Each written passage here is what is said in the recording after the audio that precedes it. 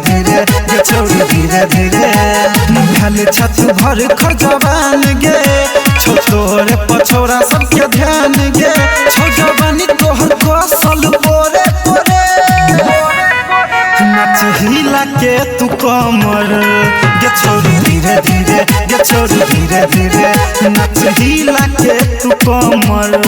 गे छोड़ी धीरे धीरे गे छोड़ी धीरे धीरे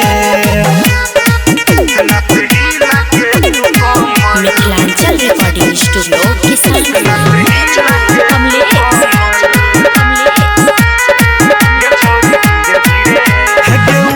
छोकाच धीरे सनाच छै नहीं कोनो हरबरी गे छै छोरा सबके वीर मन जो हमर बात न त भजत कोनो गरबरी गे तोहर उमर छोकाच धीरे सनाच छै नहीं कोनो हरबरी गे छै छोरा सबके वीर मन जो हमर बात न त भजत कोनो गरबरी गे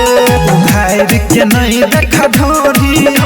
छे मजबूत छोरा सबके लोरी तोहर नजरिया ऑपरेटर सब मिले मिले नच हिला के तू कमर गे छोड़ी धीरे धीरे गे छोड़ी धीरे धीरे नच हिला के तू कमर गे छोड़ी धीरे धीरे गे छोड़ी धीरे धीरे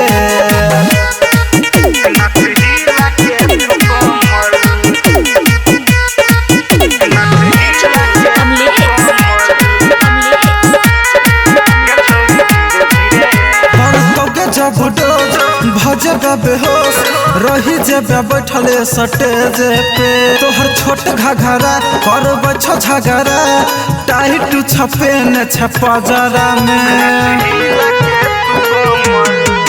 पर तोगे जब डोज तू भजबे बेहोश रही जेबे बैठले स्टेज पे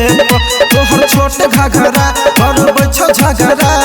टाइट छपे न छपा जरा में कहे छो कृष्णा ठीक गे लगे छै तू कर भी पिटम पीट गे समियाना फट जते आई बीचे बीचे